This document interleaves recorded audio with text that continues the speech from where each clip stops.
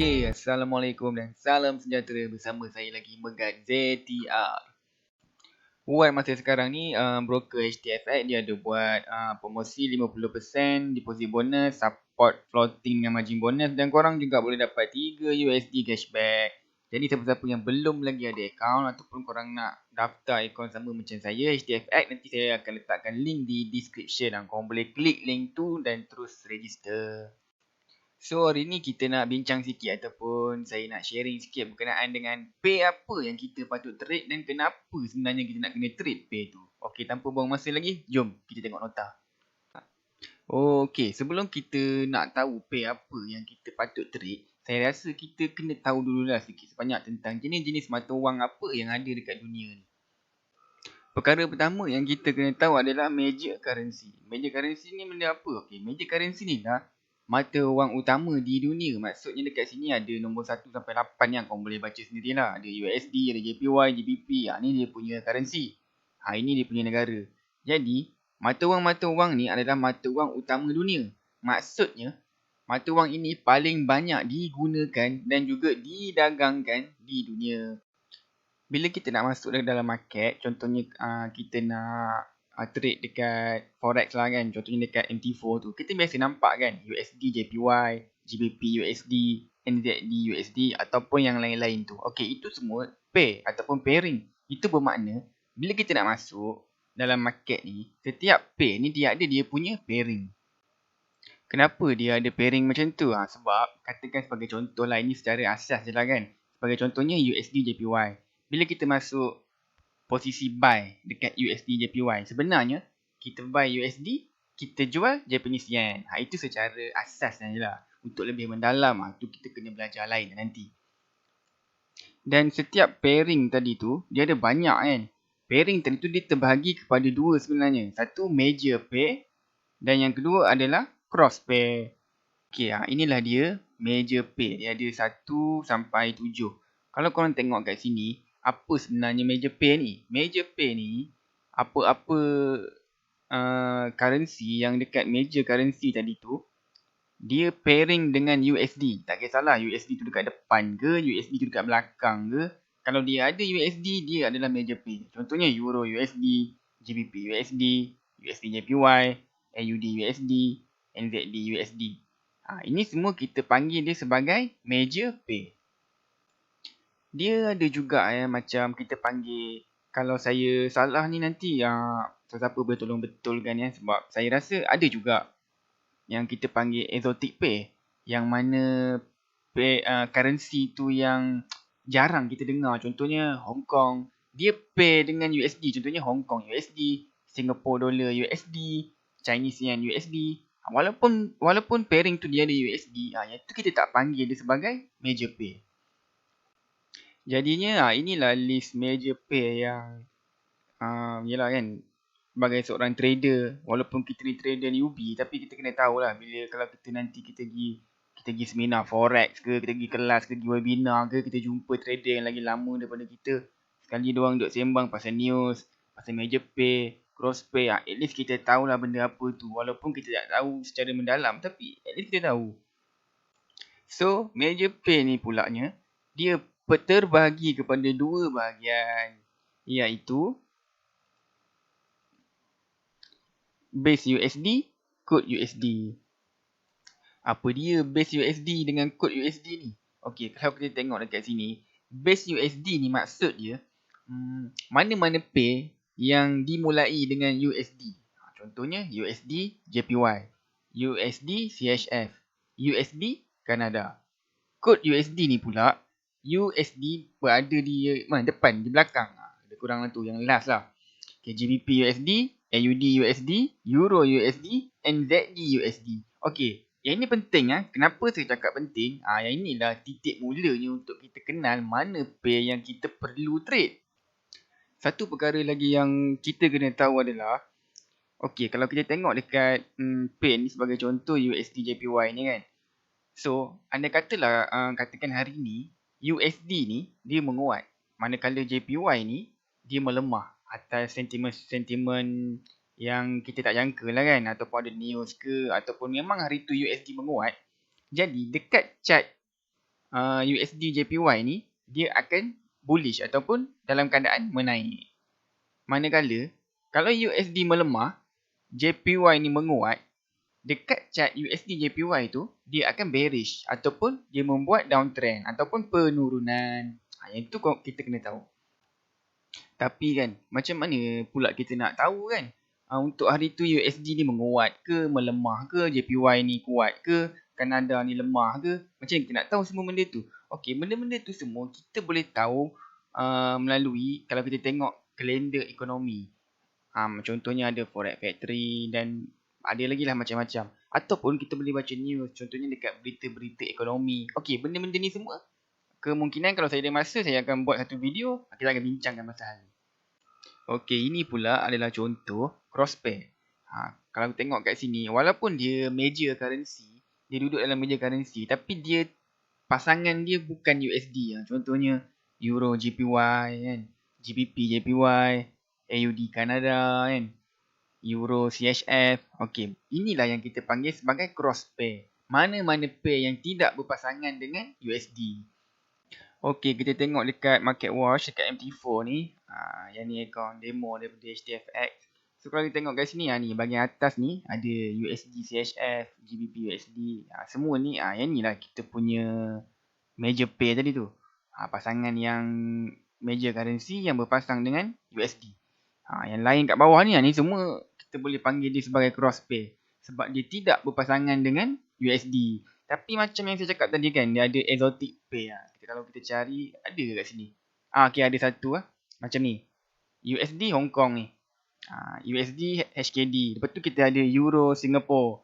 Dia ada juga kadang-kadang ada broker yang lagi pelik dia punya pair. Ada yang mata wang Afrika Selatan lah, Turki lah, macam-macam lagi. Yang tu semua kita panggil exotic pair. So, kita dah tahu tadi pasal yang pertama major currency. Lepas tu kita tahu apa major pair, mana-mana currency yang berpasangan dengan USD. Lepas tu major pair ni terbagi pula kepada dua. Ada base USD, ada code USD. Lepas tu kita dah kenal sikit sebanyak tentang cross pair. Okay, next. Perkara terakhir lah yang kita kena tahu adalah correlation of pair. Okay, inilah dia susunan dalam bentuk jadual ataupun table berkenaan dengan correlation of pair. Apa dia sebenarnya correlation of pair ni? Kalau dalam video saya yang sebelum ni berkenaan dengan SOP tak silap saya kan. Okey, kalau korang ada tengok video tu, saya ada bagi tahu saya suka trade dekat major pair saja kan. Sebab apa? Sebabnya disebabkan oleh rules correlation of pair ni. Kenapa? Okey, secara asasnya pada pendapat saya lah, correlation of pair ni dia adalah pro and contra di antara base sama base, code sama code ataupun base dengan code. Contoh yang lagi mudah dekat sini lah. Okay, saya cuba terangkan. Katakanlah sebagai contoh dekat USD JPY. So, bila kita buka chart USD JPY dan kita nampak trend sedang menaik ataupun bullish. Okay, bila kita tengok trend tu menaik, secara automatik lah, secara teknikalnya, mana-mana pair yang duduk dalam base USD ni pun turut sama akan menaik. Macam tu lah sebaliknya dekat kod USD. Kalau salah satu lah kita buat analisis salah satu pair yang duduk dalam grup kod USD ni, katakan GBP USD. So bila kita buka chart, kita tengok dia dalam keadaan bearish ataupun penurunan. So boleh dikatakan setiap pair yang duduk dalam grup kod USD ni pun akan melakukan penurunan. Tetapi dia bertentangan di antara base dengan kod USD. Maksudnya, kalau USD JPY ni menaik, GBP USD ni akan menurun. Kenapa kita kena perlu tahu semua benda tu? Ini untuk mengelakkan kita dari kita tersalah langkah masuk dalam market. Contoh lah, saya bagi contoh yang senang lah dekat sini kan. Okay, saya buat analisa USD JPY. Saya nampak kat sini ada setup buy. Saya pun buy. Lepas tu, saya tengok USD Kanada. Saya nampak setup sell. Saya pun sell. Okay, secara logiknya, secara teknikal tadi, secara rules correlation of pair ni, dia dah salah. Sebab apa? Sebab, kalau kita tengok contoh dekat chart. Okay, jom kita tengok contoh dekat chart lah. Okay, ni contoh dekat chart ya. Macam contoh yang saya bagi tadi. Okay, pair USD Kanada dengan USD JPY. Kenapa saya cakap kalau dalam satu group base yang sama tu tak boleh buy satu pay lagi sell. Tak boleh. Kalau nak buy kita kena buy. Sebabnya korang boleh nampak sendiri tak dekat sini. Yang chart dia ataupun candlestick dia, saya rasa hampir 80 ke 90% sama. Okey, maksudnya kalau USD Kanada ni dia buat penerjunan dekat USD JPY pun sama dia terjun. Kau tengok dia tak adalah 100% sama. Tapi hampir 80-85% macam saya rasa dia sama. Jadi, kalau satu ni kau setup, kita dapat setup sell, itu bermakna yang dalam grup yang sama tadi mesti sell juga. Yang ni pula contoh dalam grup kod USD. Kalau kau tengok kat sini atasnya GBP USD, time frame H1. Kat sini Euro USD, time frame H1. Kalau kau nak tengok ni, pastikan time frame ni sama lah. Kalau kau buka time frame lain lah dia. Okey, kau nampak tak? Yang kedua-dua pair ni, saya boleh dikatakan 80 ke 85% dia dah sama. Tengok kat sini, GBP USD. Dia ada membuat kenaikan. Euro USD pun naik.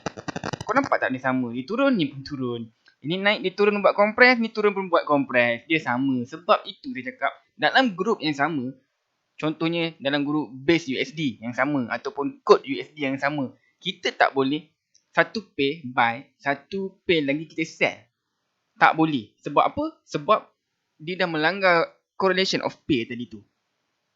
Jadi, apa yang kita kena buat? Jadinya, kalau kita dapat satu setup, contohnya lah, kita dapat satu setup, dekat sini setup kita nak buy, dekat GBP USD. So, kita dah set. Okay, sekarang ni GBP USD, aku dapat setup untuk buy. Jadi, kalau kita nak trade dekat pair yang lain, yang duduk dalam grup GBP USD ni, pastikan kita cari setup buy juga. Kalau tak jumpa, jangan masuk. Begitulah sebaliknya. Kalau dekat kod USD ni, kita jumpa setup buy, kita nak trade pula pair yang duduk dalam base USD, kita jangan nak buy juga. Kenapa? Sebab dia bertentangan. Jom kita tengok contoh. Okey, dekat contoh ni sekarang ni, kita ada satu pair kod USD, satu pair base USD. Okay, kenapa saya cakap kalau kod ni kita buy, base kita tak boleh nak buy. Okay, kau nampak tak? Sekarang ni dekat chart, dia pergerakan chart tu, candlestick tu sama. Tetapi dia bertentangan, dia terbalik.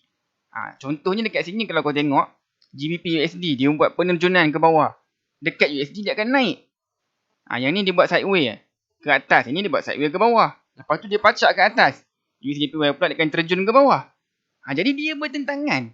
Jadi kalau dekat sini korang buy, kat sini memang kau tak boleh nak buy. Sebab dia akan berlawanan. Jadi inilah rules correlation of pair. Jadi saya rasa sedikit banyak mungkin kita dah dapat gambaran dia kan. Okey, kesimpulannya dekat sini tadi. Okey, saya rumuskan balik. Katakanlah pair yang duduk dalam grup base USD ni, kalau kita buy setup dekat sini, kesemuanya USD CHF, USD Kanada ni, kalau kita nak masuk, kita kena cari setup buy juga. Tapi kalau kita dah buy dekat base USD ni, boleh tak kita nak buy dekat mana-mana pair kod USD? Jawapan dia tak boleh. Sebab apa? Sebab dia dah bertentangan macam yang kita tengok contoh tadi. Apa yang perlu kita buat? Okay, kalau kita dah buy USD JPY, carilah setup sell dekat GBP USD. Jadi inilah rules correlation of pair yang memang saya amalkan lah benda ni. Benda ni pun saya dapat daripada seorang kawan saya lah. Dia sebenarnya dalam grup trader newbie channel ni, di sebalik tabirnya ada ramai. Ada 5-6 orang macam tu. Termasuklah saya. So dalam ramai-ramai tu saya yang paling muda, saya yang paling newbie. Diorang ni semuanya yang dah berpengalaman. Jadi saya sebenarnya info-info ni semua daripada diorang. Saya memang tak tahu apa pun. Saya just newbie trader. So diorang ni ada yang memang FTT, full time trader. Ada yang 2-3 orang yang memang duduk dalam bidang brokerage. Memang bekerja dengan broker. Ada yang memang pakar untuk analisa, ada yang pakar untuk news, macam-macam lagi. So segala info dia saya akan dapatkan daripada diorang dan saya akan share dekat sini. Jadi bila saya sebelum share tu saya akan guna dululah. Dan memang correlation of pair ni memang membantu saya dalam saya trade. Sebab tu dalam video yang lepas saya beritahu pair apa yang terbaik, saya cakap major pair. So kenapa major pair? Sebab dia ada correlation of pair. Bila ada correlation of pair, kita tahu yang mana kita patut buy, yang mana kita patut sell. Tak ada lah nanti kalau macam dulu Saya tahu saya nak trade dekat meja pay. Ini semua meja pay ni. Saya pun main hitam je. Ini buy, ini sell, ini buy. Yang ni pun GPUSD saya sell. NZD ini saya buy pula. Jadi dah melanggar correlation of pay ni. So bila saya sedar benda ni, dia sedikit sebanyak membantu saja dalam trade. So saya rasa setakat ni dululah info yang saya boleh share ataupun video kita untuk kali ni. InsyaAllah next time kalau ada masa dan ketika saya akan share lagi. Dan kalau korang rasa video ni bermanfaat, korang boleh share, subscribe, like dan beritahu kawan-kawan lah. Dan kalau info yang saya beritahu ni bertentangan dengan mana-mana trader, so saya minta maaf. Bukan niat saya untuk memperbandingkan. Saya cuma share, dan kalau korang nak follow, korang boleh follow. Kalau tak nak, tak apa, korang boleh tinggalkan. So jumpa lagi next video. Bye bye.